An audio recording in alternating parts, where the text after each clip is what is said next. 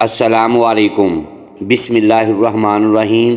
رسول اللہ صلی اللہ علیہ وسلم نے فتح مکہ کے روز اپنے مسلمان امراء کو کہ جب وہ مکہ مکرمہ میں داخل ہو رہے تھے حکم دیا اور وعدہ لیا کہ وہ کسی سے جنگ نہیں کریں گے سوائے ان لوگوں کے جو ان سے جنگ کرنے پر اصرار کریں۔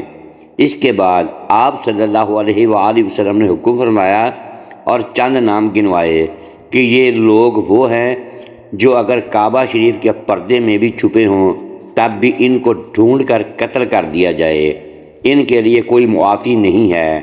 جن لوگوں کے حضور علیہ الصلاۃ والسلام نے نام گنوائے ان میں سے ایک نام ایسے شخص کا بھی تھا جس کو امیر المومنین حضرت عثمان بن عفان رضی اللہ تعالی عنہ نے اپنے گھر میں چھپا رکھا تھا۔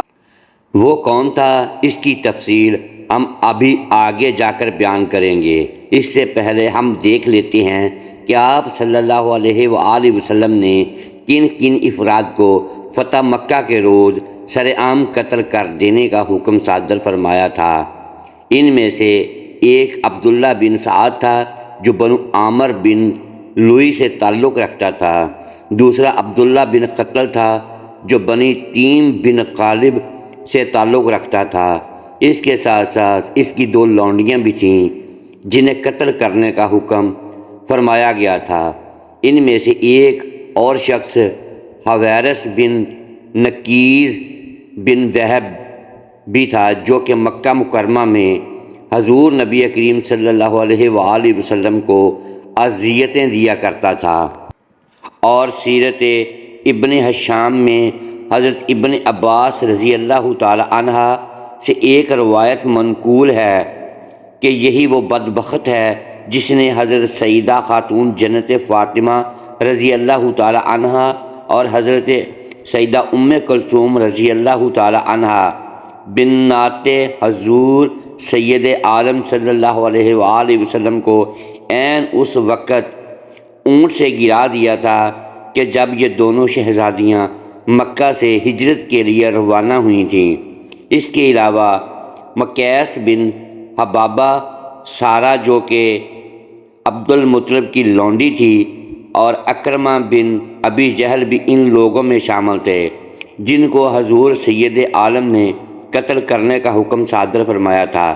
یاد رہے ان میں اکرمہ بن ابی جہل اسلام کے سب سے بڑے دشمن ابو جہل کے بیٹے تھے جن کے لیے پہلے تو قتل کا حکم صادر فرمایا گیا تھا، مگر پھر جب ان کی زوجہ اسلام قبول کرنے کے بعد انہیں لے کر رسول اللہ صلی اللہ علیہ وآلہ وسلم کی خدمت میں حاضر ہوئیں تو اکرمہ بن ابی جہل نے بھی اسلام قبول کر لیا اور رسول اللہ صلی اللہ علیہ وآلہ وسلم کے اس حابہ میں شامل ہو گئے، اور پھر تا دم آخر اسلام کی سربلندی میں خدمت کے لیے کوشاں رہے۔ ناظرین، آج کی ویڈیو میں ہم جس شخص کے بارے میں آپ لوگوں کو بتائیں گے اس کا نام عبداللہ ابن سعد ہے، جو کہ امیر المومنین حضرت عثمان بن عفان رضی اللہ تعالی عنہ کا رضائی بھائی ہے۔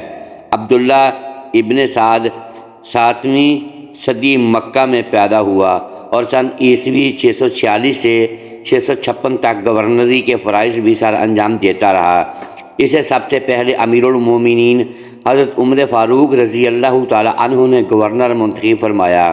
پھر ان کے بعد امیر المومنین حضرت عثمان رضی اللہ تعالی عنہ نے بھی اپنے رضائی بھائی کو گورنری کے عہدے پر فائز کیے رکھا۔ عبداللہ بن سعد کو دونوں خلفاء نے گورنری کا عہدہ کیوں دیا، جبکہ فتح مکہ کے روز عبداللہ بن سعد کا شمار ان لوگوں میں ہوتا تھا جن کے لیے بارگاہ نبوت صلی اللہ علیہ وآلہ وسلم سے قتل عام کا فرمان جاری ہو چکا تھا۔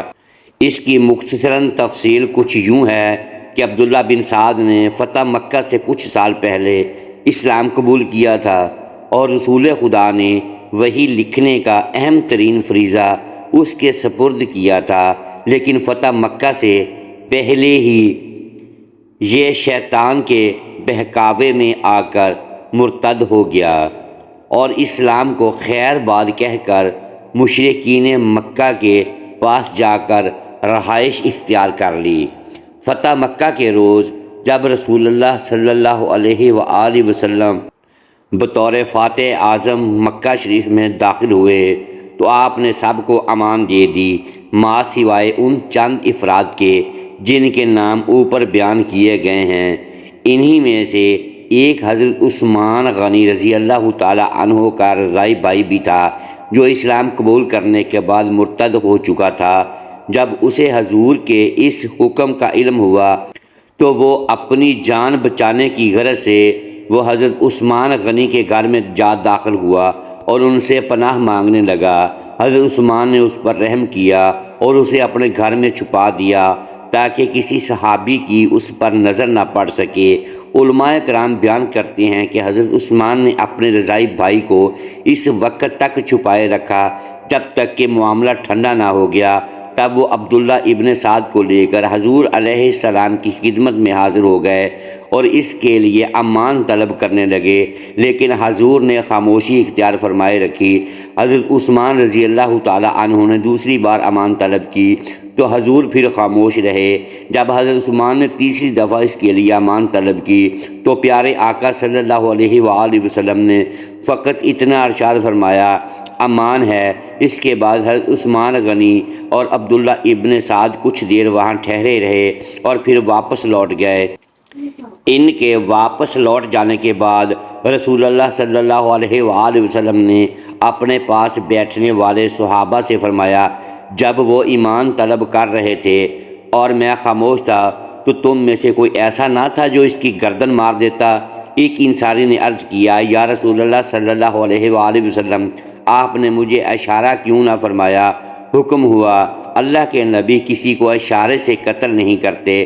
منقول ہے کہ اس کے بعد عبداللہ ابن سعد نے اسلام قبول کر لیا تھا اور پھر پختگی کے ساتھ اپنے اسلام پر قائم رہے اور تا دم آخر اسلام پر ہی ڈٹے رہے۔ بعض راویوں کا عبداللہ ابن سعد بن سرہ کے بارے میں یہ موقف ہے کہ وہ قرآن مقدس کی آیات میں تحریف کیا کرتے تھے، جس کے بعد وہ مرتد ہو گئے اور پھر فتح مکہ سے قبل یا فتح مکہ کے روز دوبارہ اسلام میں داخل ہوئے تھے۔ جہاں تک کہ قرآن مقدس میں تحریف کی بات ہے تو بہت سی علماء نے اس بات کی تردید کی ہے اور اس بات کو ماننے سے انکار کیا ہے کہ عبداللہ بن سعد بن سرہ قرآن مجید میں تحریف کیا کرتے تھے۔ قدیم مصادر میں سے سیرت ابن ہشام، ابن اسحاق وغیرہ سے بھی ایسی کوئی بات ثبوت کو نہیں پہنچتی، لہٰذا ان کی طرف منسوب ایسی روایت جھوٹی اور من گڑت ہیں جن کا حقیقت سے دور دور تک کوئی واسطہ نہیں ہے۔ دعا ہے رب تعالی ہمیں علم دین سیکھنے اور اس پر عمل پیرا ہوتے ہوئے زندگی بسر کرنے کی توفیق عطا فرمائے، آمین۔ محترم ساتھیو، امید کرتے ہیں آج کی یہ ویڈیو آپ کو پسند آئی ہوگی۔ ناظرین گرامی، اگر اس ویڈیو میں دانستہ یا دیدہ دانستہ الفاظ کی ادائیگی درست نہیں کر پائے تو ہم آپ سے معذرت خواہ ہیں اور اللہ کے حضور معافی کے طلبگار ہیں۔ پیارے دوستو، ویڈیو کو لائک، شیئر اور اپنے اس چینل کو سبسکرائب ضرور کیجئے اور بیل آئیکن ضرور پریس کر دیں تاکہ ہماری حوصلہ افزائی ہوتی رہے۔